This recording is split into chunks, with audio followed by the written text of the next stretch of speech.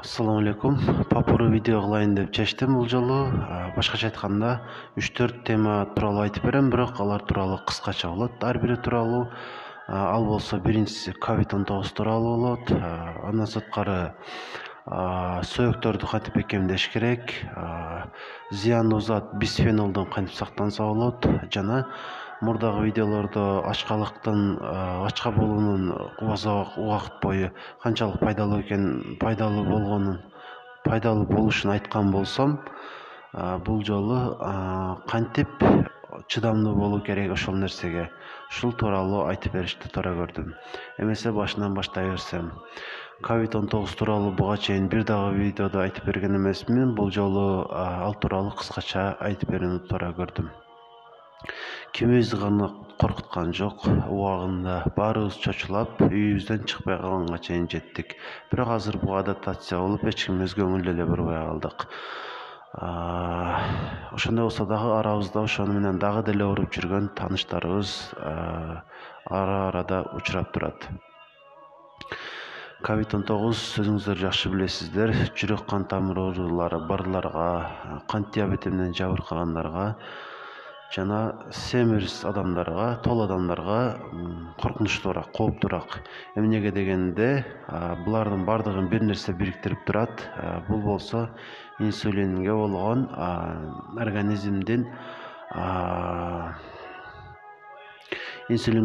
организмдин каршылыгы же болбосо кабыл албай коюусу. Натыйжада зат алмашуу процесси өтө начарлап кетет.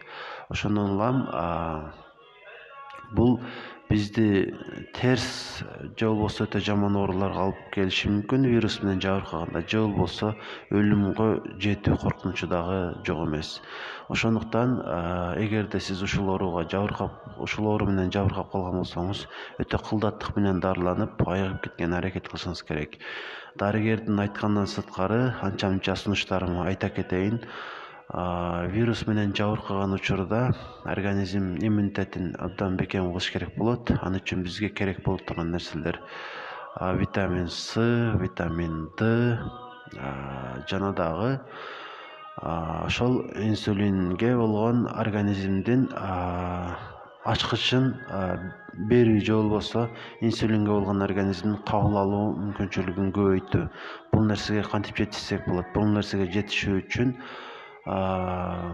биз үчүн глюкоза негизги энергиянын булагы болсо, башка энергиянын булагын издешибиз керек болот. Булар болсо кетондор. Аларды биз майлардан алсак болот. Же болбосо азыктанууну углеводдон майга өткөрүш керек.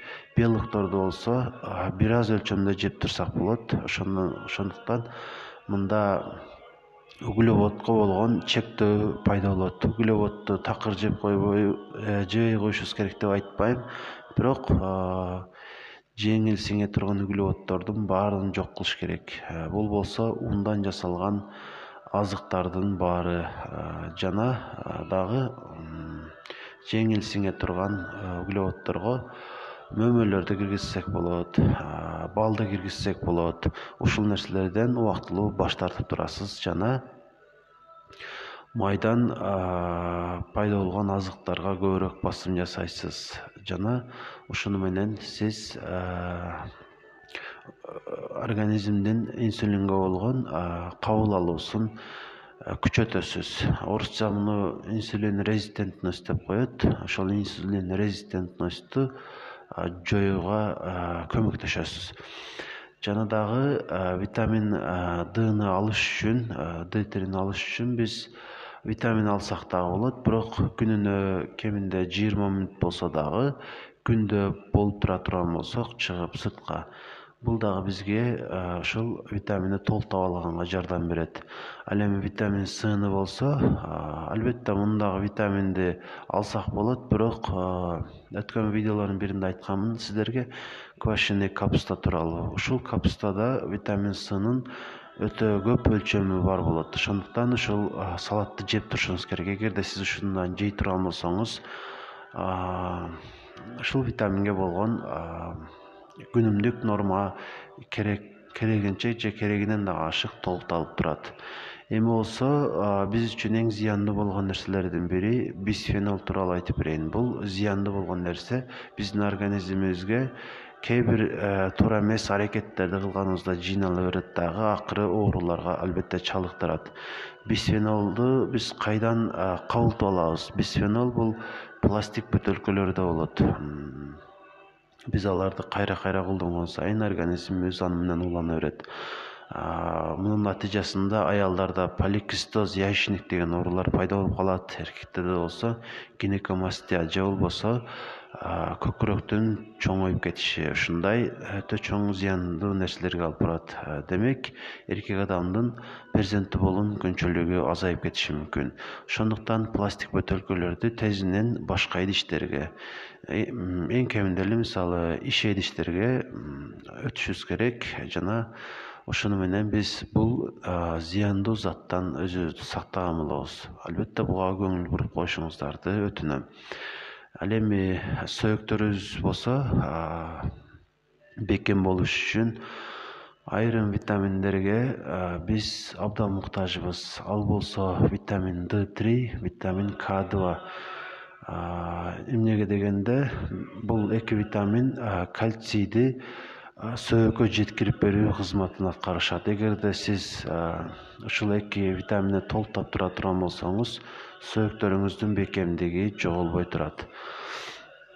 Ал үчүн ушул витаминдерди эң кеминде синтетикалык даяр витаминдерди сатып алып эле бир жума бою же 10 күн бою ичип коесуз дагы, арадан канчадыр бир убакыт өткөндөн кийин кайра кайталап койсоңуз, сөөгүңүз бекем боюнча сакталып кала берет.